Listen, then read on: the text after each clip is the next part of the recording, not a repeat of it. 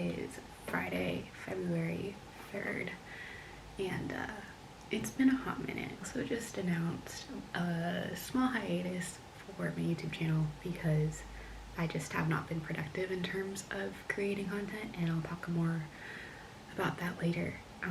But I've got to get out of the house pretty soon, so I'm gonna go ahead and get ready while I talk to you guys about what's going on.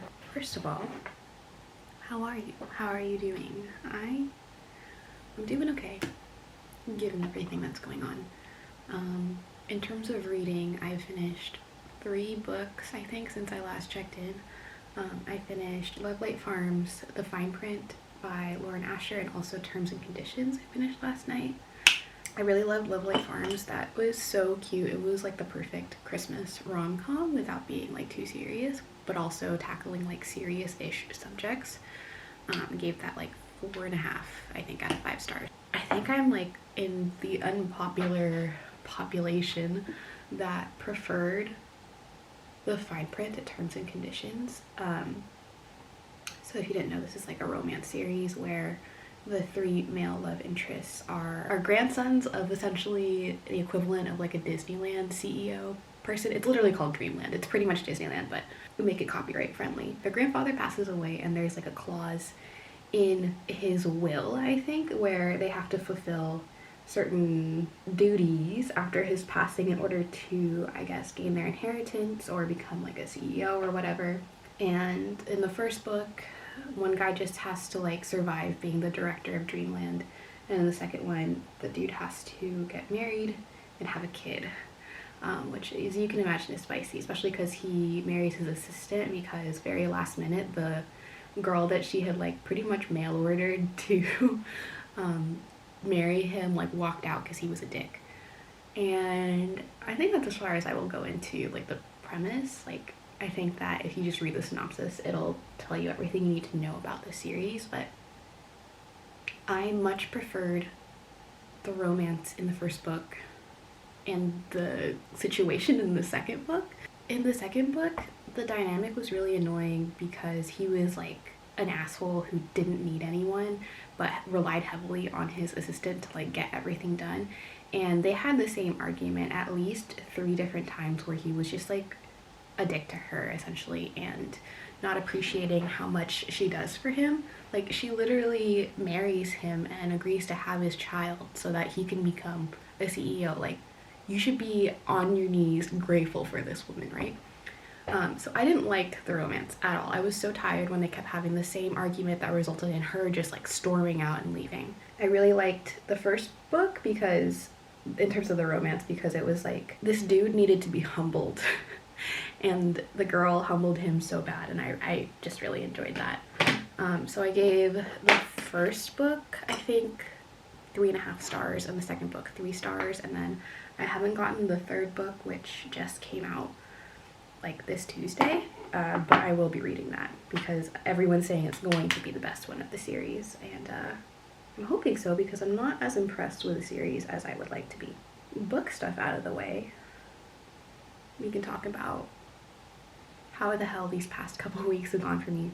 So I think last I checked in for this vlog, I had just started getting this rash that was in places on my body that were super uncomfortable, and I won't talk about it like too much, but it was very unexplained, like why I was getting this rash. It was similar to what I usually get when I get the flu shot because I'm allergic to the flu shot. So I thought that like I had consumed something that was not getting along with my body, but lo and behold, I think the Thursday after I filmed that last clip, during the workday, I just started feeling really low on energy, and like I was starting to feel a little sick. And as I was driving home, I left work a little early, and as I was driving home, my throat just all of a sudden just got so painful. And by the time I got home, I could barely speak. It really hurt to swallow, and I was like, there is no end in sight to my misery. But if you've ever had strep throat, you know that that is like, if you actually Google strep throat, those are the symptoms of strep throat, like a sudden a sudden sore throat that hurts so much you can barely swallow, and like no coughing and no mucus or anything else. It's just a super sore throat.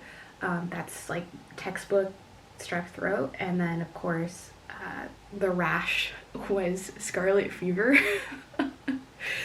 which I would have never guessed because I was only presenting the symptoms of the rash and not strep throat. So yeah, so I went to urgent care and I got antibiotics, and modern medicine is great. It's beautiful.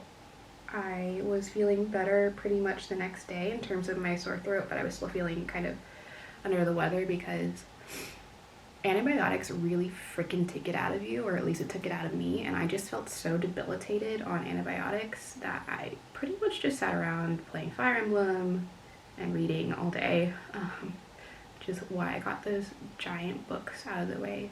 Another thing about Lauren Asher's Dreamland Billionaires trilogy is that the books are very long. They're like 400 pages each at least. I think the first book is 450 pages, which is like, did it need to be that long? I don't know. So yeah, I have been recovering from strep and just catching up with the mess that life got into while I was sick, essentially. My aunt is coming to town on Sunday, and then I'm leaving town on Monday because my other aunt is getting surgery and needs someone to help her out. So I'm gonna be in Nevada for the next week, which means not only do I have to like wrap up all the stuff that I have to do around the house before I leave, but I have to pack.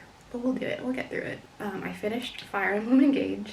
It took me, I think, 36 hours, and that was because at the very end I wanted to do more like skirmishes and play with all of the emblems together. But my one regret is that there were a lot of characters that I didn't use throughout the game, so it was really hard to level them up in the end game. So I'm actually playing a second run where I'm using all of the characters that I want, and I've also noticed that all of the characters that I want are girls. So very cool. I have like an all-female squad right now.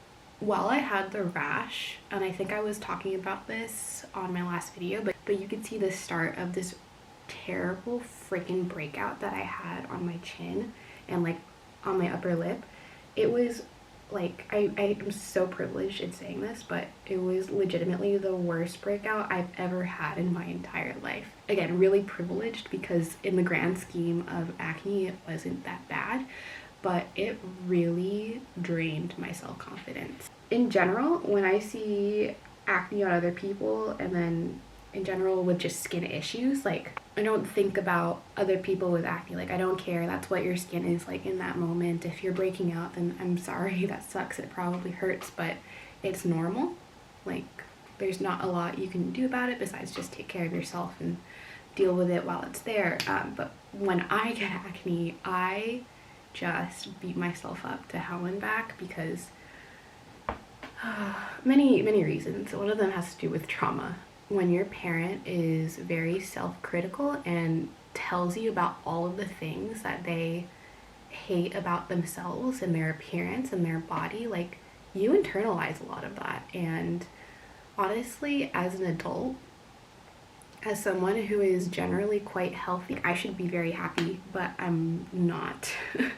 Because I look in the mirror and I see all of the things that I can hear my mom saying about herself, like, oh, you've got that fat roll, or oh, you've got acne. I never realized how much that affected me, because growing up I was always like, you're fine, Mom, like you look fine, it's not a big deal. But when it's like yourself and no one else is there to talk you down, and even when there is someone to talk you down, like you don't want to listen to them, like that was really hard. Like I just didn't want to exist. I wore a mask everywhere. I mean, I wore a mask out and about even though I was on antibiotics because I was still recovering from strep. So like if I had to go to the grocery store to pick up more medicine or whatever, then I wore a mask for the past couple of days, even when most of the acne had cleared up and it was just like scarring. There's still a little bit of scarring. I wanted to cover up, just reflecting on it now, because it's not a big deal. It really isn't a big deal. Acne is something that everyone has and goes through, and it's like, it's not a symbol of how you take care of yourself or your lifestyle or anything. It's just what happens. But for some reason, I can't get myself to think that way when it comes to my own skin. Usually when it comes to like skincare and makeup, I don't really get easily influenced by people on the internet, influencers and whatnot. But I did give this Aquaphor Advanced Therapy Healing Ointment a try, especially on my acne because my skin was just so dry and damaged. I swear to God, like as soon as I started using it, my acne started improving. And that might have not totally have been because of the Aquaphor. It might have just been that the acne was clearing up naturally on its own. But I felt so much better, like my skin just felt better when I used the Aquaphor, because it is supposed to like help heal your skin. So I'm continuing to use this like on top of my Aveeno, and I really love it, especially for like around my nose where it's usually red. This actually has gotten rid of the redness. I didn't know that my skin was like just that dry and damaged in those areas until this kind of helped me with it. It's not like totally fixed, and I don't need it to be totally fixed by any means, but it just feels so much more comfortable on that part of my face. And I think that the healing process was definitely sped up a little by using the Aquaphor, which is pretty cool. That being said, if you go to Target right now, there is like no Aquaphor on any shelves because I think everyone is seeing it on TikTok and then going to Target and getting it. So that's what's going on with that. I've got to get going. My dog has a grooming appointment. We've got to get there a little early because she likes to take her time and do a little bit of a walk, do her business before the grooming appointment. And then later today is actually my first discussion for my book club. So if you didn't see on my community tab, I started a book club called the Scaredy Cat Book Club, and it's for those of us who are faint of heart, not very good with scary stuff, tackling monthly at least one spooky thriller mystery book. And my aim is to mostly provide you guys with monthly picks that are diverse, so we're not seeing the same like 5 white male authors over and over again. So yeah, I will leave links to the book club and everything down below. We have an Instagram and the Discord, and the discussion for Summer Suns will be happening on Discord. So yeah, if you're interested, I definitely recommend checking it out. It's totally low pressure. I've put a tentative list of all of the picks that I have set out for pretty much the rest of the year on the Discord channel. So if you either want to reserve a copy at the library in advance or just kind of participate on a sort of ad hoc basis depending on like your interest in the reads, you're more than welcome to do so. Again, that list is on the Discord, so you're welcome to check that out. Regardless of if anyone participates or not, I'm still going to be hosting it, and just it'll always be a thing. Get going. I said I have to get going and then I kept talking, so I'm gonna finally go now. Hello, it's many hours later. I've got Paris Baguette Matcha Latte and a small Ulta haul, just because I ran out of the eyeliner that works on my eyes, and so I needed to get more. And then also I saw this, and I saw that this was recommended for like brow stuff, so I'm gonna give this a try. It's the Soap Brow, and then it's recommended to get like an applicator, so I got an applicator because I don't have one that isn't attached to like a, what is it called, eyebrow pencil. So yeah, I resisted getting so much stuff at Ulta. I was like, I'm only here for what I need. I do need an eyebrow thing, and I really needed the eyeliner pencil. Let's put on this eyeliner just to complete the look, you know. I am not going to Nevada on Monday. It turns out my aunt called me and she's like, they haven't scheduled the surgery yet. We're gonna hold off on it. So I just canceled my tickets. Southwest is so real for that. The mall that my dogs get groomed at, I think I've said before on this channel, is there's a Barnes & Noble in that mall. So usually while I'm waiting for my dogs, I go to Ulta to get whatever I need. I say need, like makeup is a need, it's a want for me. I go to Ulta, and then I also go to Barnes & Noble, and I went because I wanted to get the 3rd book in the Dreamland Billionaires trilogy, and they were sold out. I know I shouldn't be surprised, especially with like how popular the series is, and also with just how crappy Barnes & Noble usually is with stocking new releases. but I should have gone to an indie in the first place. That's my bad for thinking that Barnes & Noble would have it. Anyway, so I might go to Meet Cute later again. If I don't go to Meet Cute, I mean, it's already 1 o'clock and the live show is in 3 hours, so I'm not sure that I want to rush out. I want to be able to take my time when I go to Meet Cute, you know? I don't know if I talked about it from the last clip, but I loved that store. It was so cute, and I think that it's so awesome that there's an indie bookstore that's dedicated to romance. Like, we have Mysterious Galaxy in Point Loma, and then also the Book Catapult, which to me, I think they specialize more in like lit fic, that kind of thing, and nonfiction. So to have a dedicated romance bookstore is awesome. I think they do a pretty good job of stocking diversity. I do want to say it was super funny.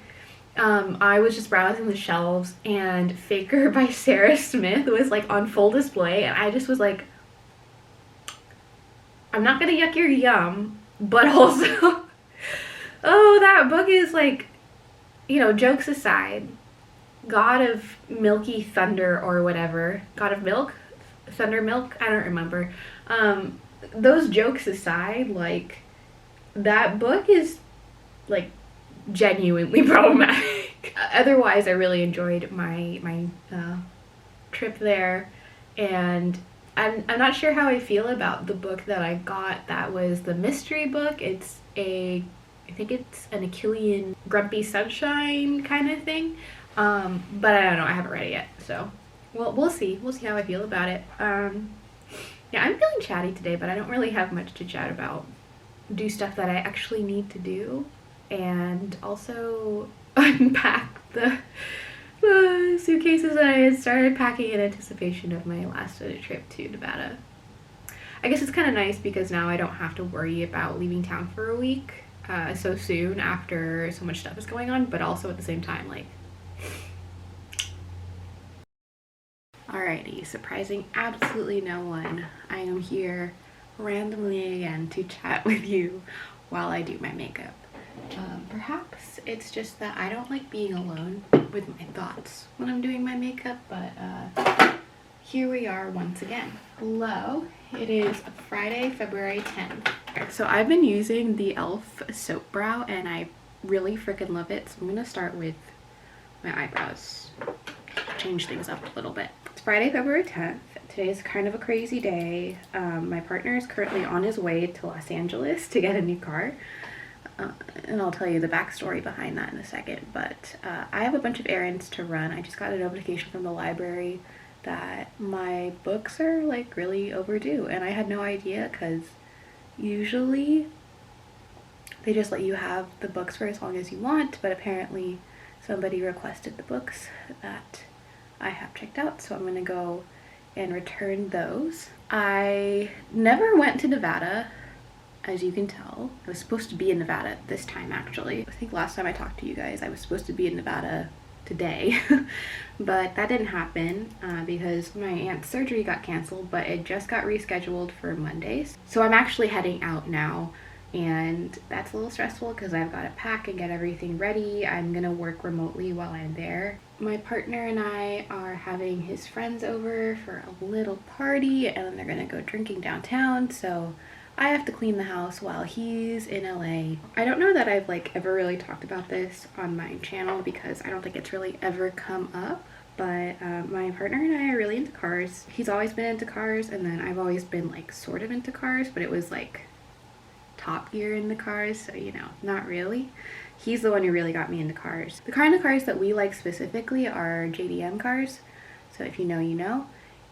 But we've been driving a lot of, they're called shitbox cars, a lot of cars that are just not the nicest, they're not reliable, and it's been really frustrating for him especially to deal with all of the car troubles, especially when he's commuting almost every single day.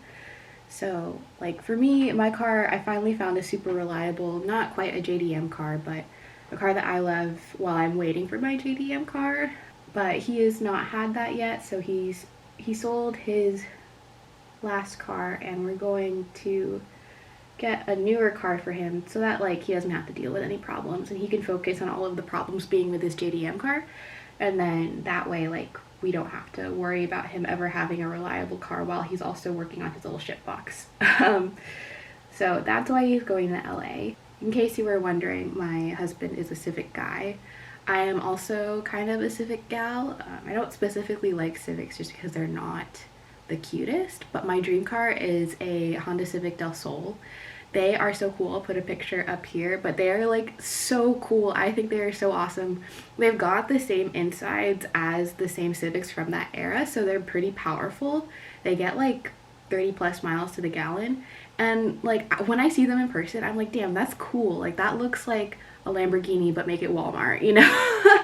Which is what I really love about it, and it's like super affordable. And I learned how to drive stick finally, so I can actually get one and drive it and work on it. It's going to be my project car. And also, like, my partner wants to go to car meets and that kind of thing eventually when he gets his Civic up and running, so I wanted a car to be able to also go to the meets with him.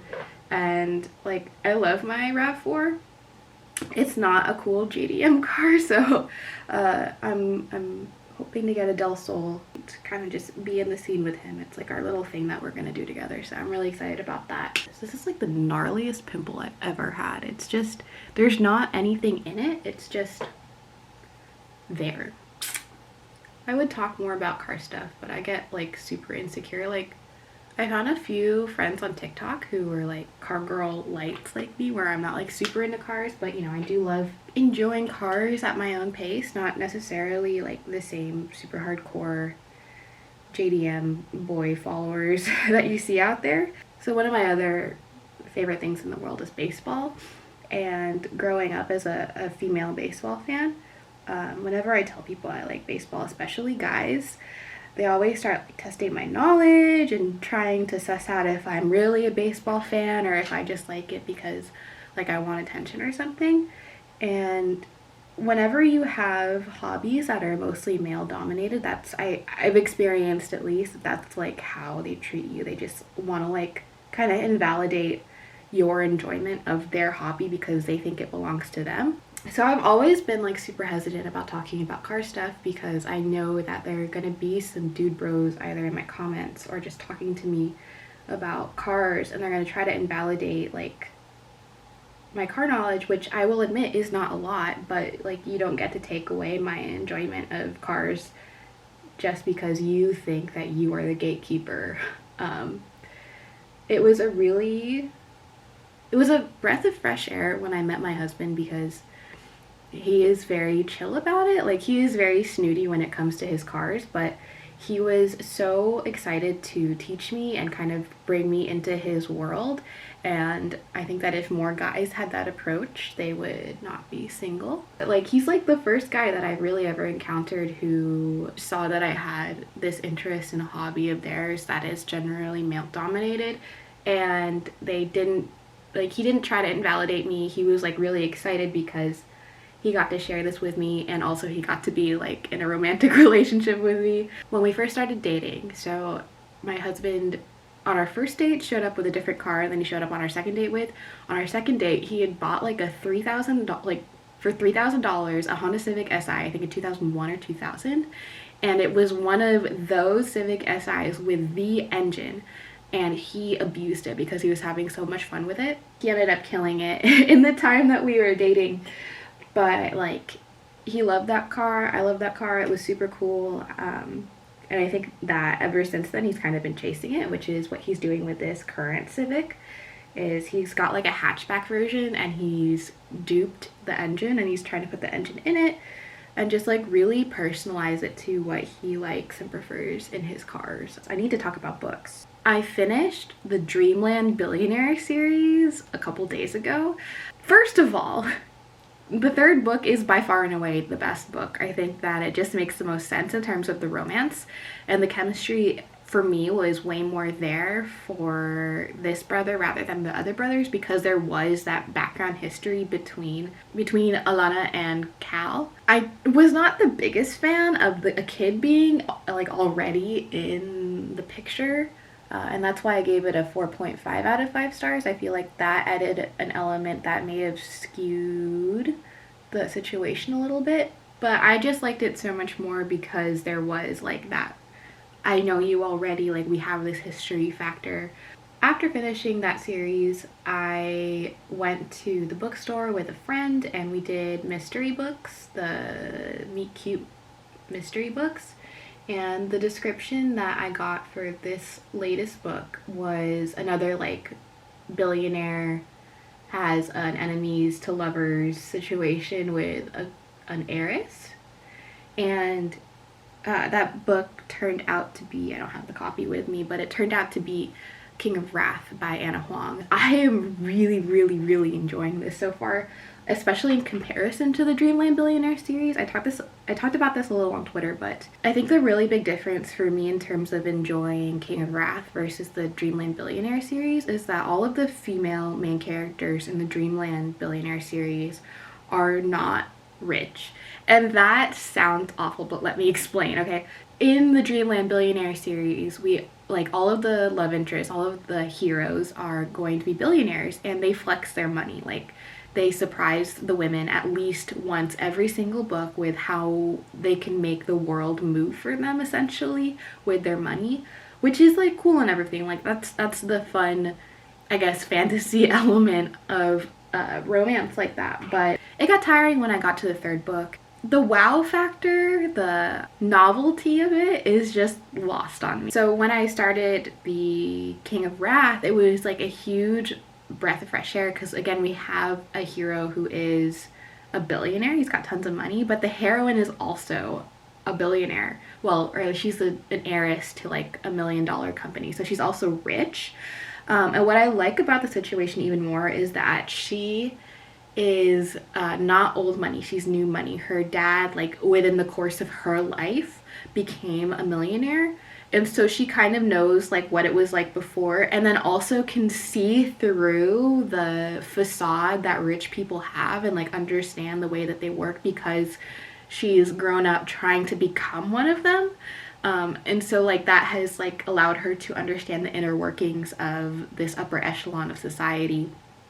So when she's put in this arranged marriage with a billionaire, she just like sees through all of his bullshit. He can't wow her with buying her a building or buying her a private jet. Like she is used to this. He has to wow her or get her attention in different ways, and I really like that. And I also love that she like is just not fazed by him at all. Like he could flaunt this money, he can be like the most powerful guy in all of New York, but she does not care because that's who she deals with on a daily basis, and she is just like, you're just another one of them to her. I'm really enjoying that about this series so far. I found out last night, so like I'm 100 pages in, and I knew 100 pages in that I wanted to read more of the series already. Like that's how much I'm enjoying it. But I went on Goodreads and it's the only book in the series that's been released. I have to wait until April for the next book, and I think there are 7 books in the whole series, which is torture. And so I went to look at Anna Huang's other books. She's also the author of the Twisted Game series, and I just looked at like Goodreads reviews, especially my friends' Goodreads reviews of it, and there's not a single positive review from my friends, which is just kind of rough. Like I very much want to read more of Anna Huang's books because I just really like the way that she tackled the arranged marriage with a billionaire trope in King of Wrath, but it looks like her other series is not that well crafted in comparison, which is really disappointing. But yeah, it looks like I am gonna enjoy this series though, so I'm just hoping that time flies quickly in between releases because I need the whole series in my life, like right now. I'm slowly making my way through the Lovelight Farms trilogy.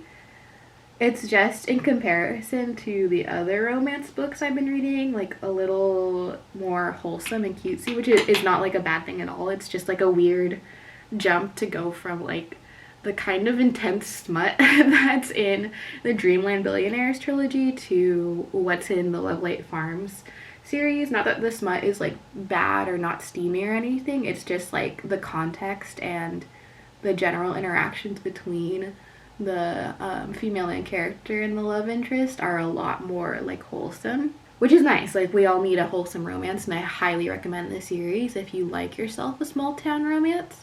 But it's just hard to get through when I'm also reading, you know, spicier stuff. We're not going to talk about my hair. It's a no wash day and my hair was just not cooperating, so I threw it in braids, so we're going to call it a day. That's just how it goes here. This has not turned out to be a very good vlog. It's just more like me talking to the camera when I feel like it, so I hope you're enjoying so far.